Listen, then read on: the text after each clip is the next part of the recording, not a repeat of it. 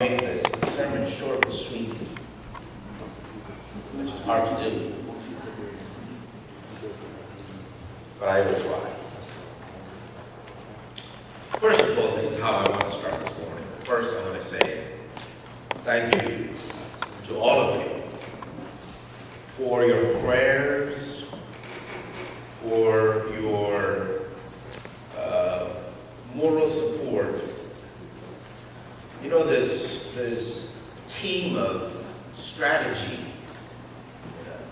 committee from 4 different churches. There are, for those of you who are visitors, there are 4 United Methodist churches in Santa Ana. And 4 churches appointed 2 to 4 different individuals to the strategy committee, and they worked over a year.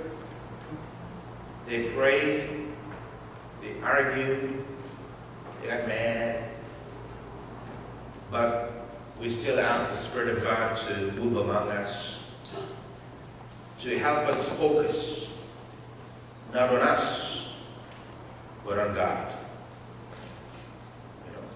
Seeking God's guidance for the future. And so, out of that comes out this cooperative parish. Cooperative parish means all churches in Santa Ana coming under one umbrella.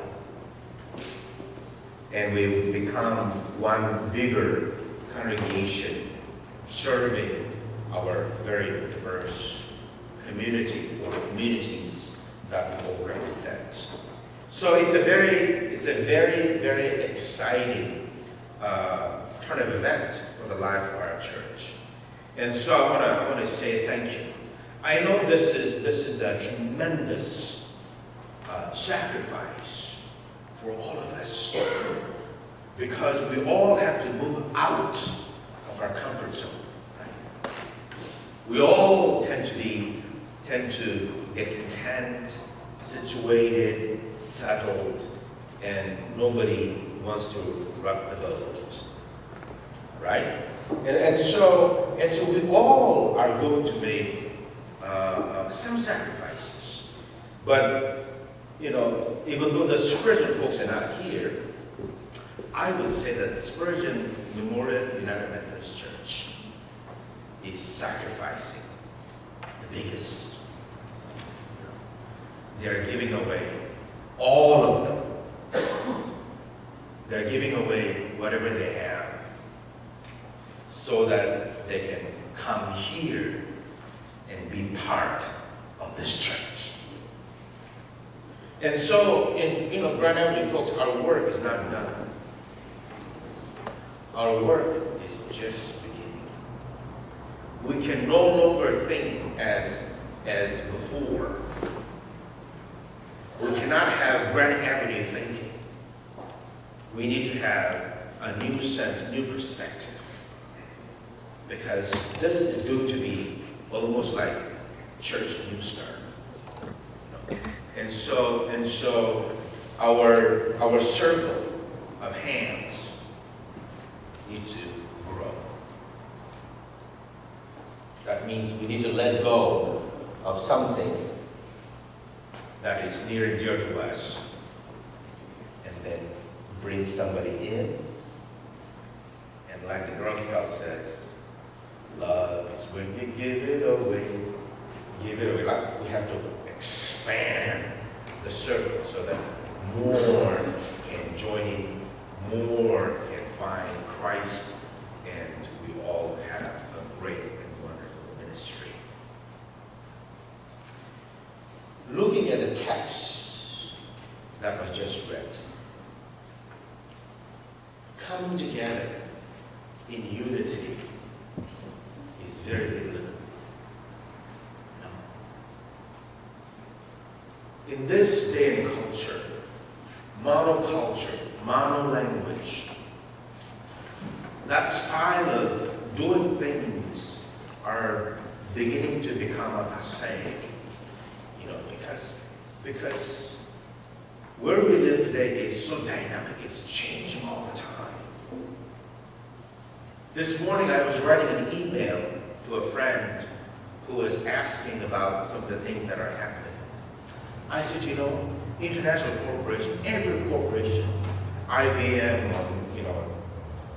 Cisco, and you name it, all these big corporations,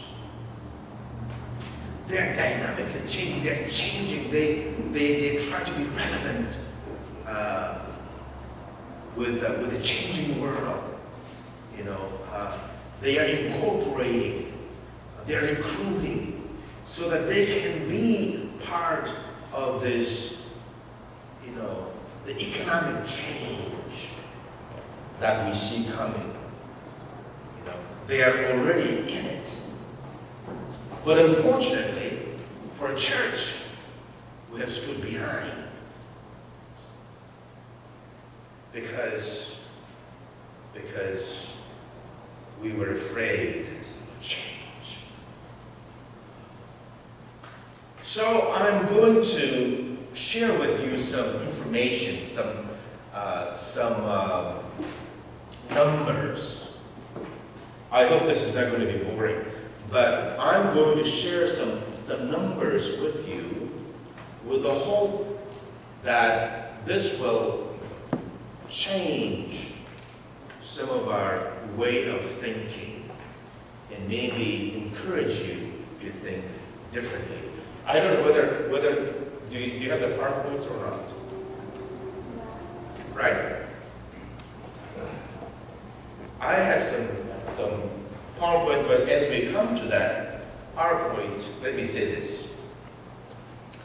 Philip Jenkins, distinguished professor of history and religious studies at Penn State University, wrote a book a couple years ago called The Next Christendom, The Coming of Global Christianity. The Coming of Global Christianity.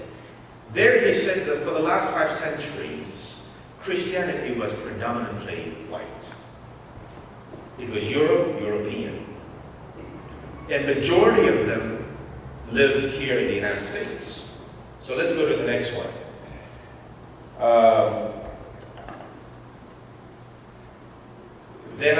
Then he says, Christianity has changed so much. Europe, the number of Christians are getting smaller and smaller, right? If you have traveled to Europe, you will quickly realize and know how small Christianity is in Europe. In fact, a lot of the church buildings are now bars and museums and mosques and temples because Christians are no longer actively involved in the life of the church. And so Jenkins says, Christianity in Africa, Asia, and Latin America is where the growth is. In fact, he says they're not just surviving, but they're expanding. So keep that thought in mind. Second thought I want to share with you is, in the World Christian Encyclopedia, it says that there are 2 billion Christians around the world. About 560, no, go back. There. Oh. No. There, no. 560 million of Christians are in Europe. There we go. And 480 million in Latin America. 360 million in Africa. 313 million in Asia. 260 million in the United States. That's the Christian number. But if you extrapolate that and project that into 2025, 14 years from now, it changes. 2.6 billion Christians. Out of that, Africa goes up, right? Africa was at the bottom, and they're going up. 633 million will be in Africa. 640 million will be in Latin America. And 460 million will be in Asia. And 555 million in Europe and the US. Things, number got shifted a little bit. Then let's go to the next one. In 1900, Europe and America had 82% of the world Christians. By 2005, it was 39%. Did you see that? In 1900, it was 82% of Christians lived in Europe and the US. By 2005, it has gone down to 39%. By 2050, Christian population will be in Africa, Asia, and Latin America. It will go up to 71%. Interesting, huh? Very interesting numbers. Now, I just checked census 2010 Bureau report. 308.7 million resides in the US. Out of that, 50.5 million are Hispanic, which means 16%. In California, 27.8% are Hispanic. In the city of Santa Ana, the population of over 300,000, out of that 76%, according to the census, is Hispanic. 41,984, about 12% is white. 29,424, 8.7 are Asian.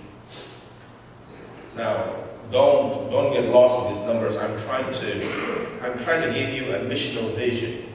What should be our mission for the church? Okay. Now let's go to California Pacific Annual Conference membership. Our Methodist membership in this annual conference is 87,300 only. That's not a whole lot. In Southern California, we have 87,300 membership. Now,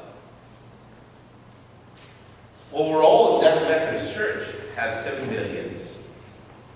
8.4 million or percent are non-white.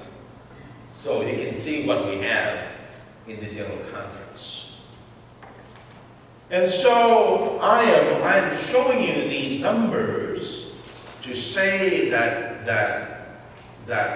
people who come to church, the colors are beginning to change, or it has changed.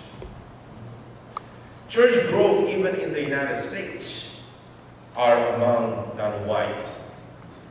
And so we have a mission to fulfill. Soong-Jar Rai is a professor at Moat Park Seminary in Chicago. He wrote a book called Next Evangelicalism. And there he says, quote, "White churches are in decline, while the immigrant, ethnic, and multi-ethnic churches are flourishing," end of